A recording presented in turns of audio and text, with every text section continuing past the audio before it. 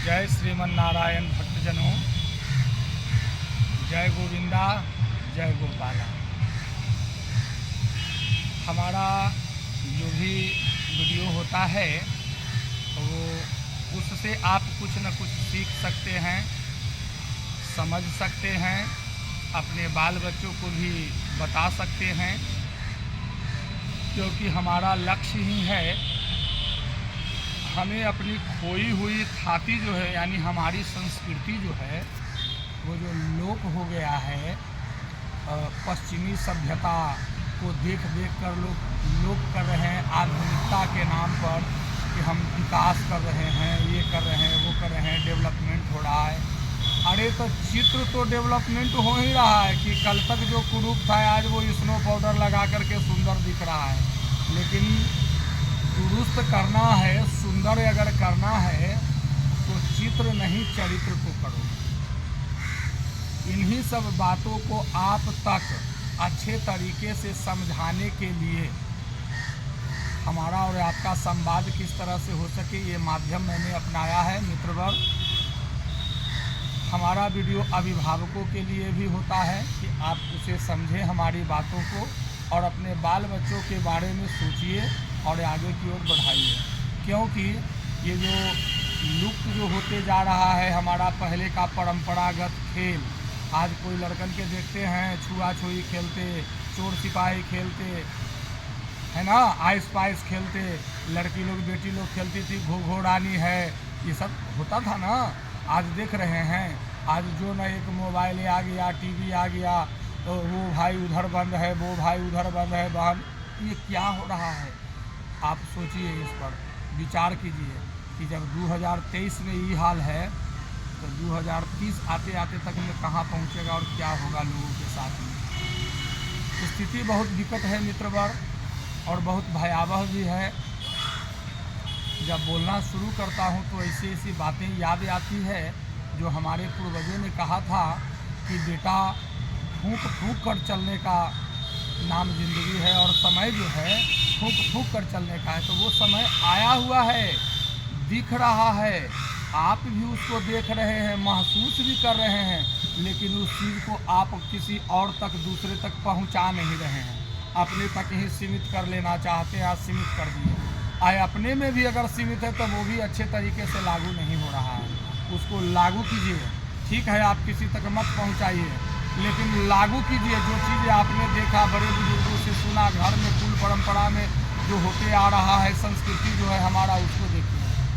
तो मित्रवर, ये तो थोड़ी सी बात हो गई कि इन बातों को आप समझेंगे। आज का जो विषय है वो है काम। अब काम जो मैंने बोला तो हमारे कितने लोग समझ गए कि काम माने क्या। तो सुनो, काम माने क्या होता है। मानव जीवन में परमात्मा ने 4 पुरुषार्थ बताए हैं, 4।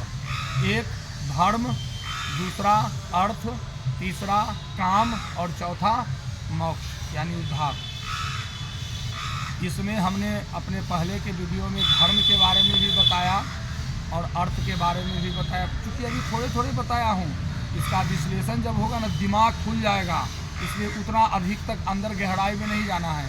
सीधा सीधी हम लोग परमात्मा को भजने वाले हैं, परमात्मा का नाम लेते रहना है किसी भी परिस्थिति में। हाँ, तो धर्म और अर्थ हो गया है। काम की बात है तो काम का मतलब होता है कामना। काम मतलब कामना, अनेक तरह की कामनाएं। किसी को गाड़ी रखने की कामना है, कोई घोड़ा रख रहा है, कोई हाथी रख रहा है, कोई घर बना रहा है, कोई सुंदर पेंट कर रहा है। ये कामनाएं, यही कामना है। तो इन कामनाओं में भी कामना की उत्पत्ति जो होती है, जो स्वयं में होती है, मन में आता है इस तरह का भाव, इस तरह का विचार। तो इसके बारे में बताया गया कि यह भी होना चाहिए, क्योंकि मानव जीवन में हम लोग आए, हम लोग तो मनुष्य हैं, कोई जीव दूसरा तो जानवर है नहीं। किसी कुत्ते के बारे में आपने नहीं सुना होगा कि कुत्ता गया है काशी तीर्थ करने के लिए, अयोध्या मथुरा फलाना ठिकाना, ये सब। किसी कौवे के बारे में नहीं सुना होगा। तो हम लोग मानव हैं, मनुष्य हैं, कामनाएं उत्पन्न होगी, ये प्राकृतिक देन है, गॉड गिफ्टेड है, ये तो होना ही होना है। लेकिन उन कामनाओं पर नियंत्रण हमारा मन रखता है। इसलिए मन को मजबूत करना है। तो मन कैसे मजबूत होगा उसके बारे में मैं बताऊंगा अगले वीडियो में। लेकिन अभी जो मैं चला रहा हूँ, मैं बोल रहा हूँ, ये काम बोले तो क्या, काम मतलब क्या, तो ये जितनी जो मैंने बातें बताई, शौक जिसको कहते हैं ठेठ हिंदी में, शौक, बड़ा शौक है जी मोटरसाइकिल रखने का। ठीक है, भगवान करे आप मोटरसाइकिल नहीं, कार रखिए, परमात्मा से प्रार्थना है। लेकिन उन कामनाओं की पूर्ति में, उन कामनाओं की उत्पत्ति में भी धर्म होना जरूरी है। अगर धर्म युक्त कामना नहीं होंगे तो वह आपको आगे की ओर वो बढ़ाने वाला नहीं है, वो फिर ख़त्म कर देगा। इसलिए कामना, मैं तो पहले ही बोला हूँ कि धर्म, पहला धर्म ही है, और धर्म से ही हर चीज़ की उत्पत्ति हुई है। ज़रूरत है केवल उसे समझने की। तो कामनाएं हो अच्छी बात है, लेकिन धर्म युक्त हो। जब धर्म युक्त, जिसमें धर्म जुड़ गया, तो वो आपकी कामनाएं परमात्मा को समर्पित हुई। अब आप सोचेंगे कि हैं पैसा हम कमाते हैं, कार हम खरीदे, भगवान को काहे हम बोले, नहीं, ये यहाँ फिर दिक्कत है। आपको बोलना है, आप कुछ भी करते हो उस परम पिता परमेश्वर को, परमात्मा के चरणों में समर्पित करो। आरती में भी लोग गाते हैं ना जी, क्या गाते हैं, तन मन धन सब कुछ है तेरा, स्वामी सब कुछ है तेरा, अब तेरा तुझको अर्पण, तेरा तुझको अर्पण, क्या लागे मेरा। ओम हर हर हर महादेव, ओम जय जगदीश हरे। बोलते हैं ना भक्तजनों, तो केवल मुँह से बोलते हैं कि तन मन धन सब कुछ है तेरा, माने अगर जो जरूरत पड़ जाएगा कि आपके विष्णु भगवान के मंदिर में 51 रुपया देना है, तो उस समय में कहेगा कि ना रह दो, तो कहने से नहीं होगा, उसको थोड़ा करना भी है। धर्म जो है आप ही लोग पर है, बचा हुआ है, उसको बचाने की आवश्यकता है। क्योंकि जब धर्म नहीं रहेगा तो कुछ नहीं रहेगा। कहा गया है कि जब धर्म चला गया उसका सब कुछ चला गया। नैतिक पतन कई तरीके से होती है बहनों और भाइयों, नैतिक पतन जो होता है वो कई तरीक़ों से होता है। इसके बारे में मैं बताऊंगा आने वाले वीडियो में। अभी हमारा बात चल रहा है कामना पर, तो वही कामना जो आपके मन में लालसा जगती है, आप मेहनत करते हैं दिन दुना रात चौगुना, और पैसे को, धन को इकट्ठा कर करके अपने कामनाओं की पूर्ति में उसे लगाते हैं, तब आप क्या कहते हैं, हम बहुत सुखी हैं हो। ठीक है, आप सुखी रहिए, क्योंकि आपने उसे कमाया है, ये आपका प्रथम अधिकार बनता है, आपका अधिकार बनता है, आपके परिवार का अधिकार बनता है। सुखी होना बुरी बात नहीं है, लेकिन आनंद के साथ सुखी होइए।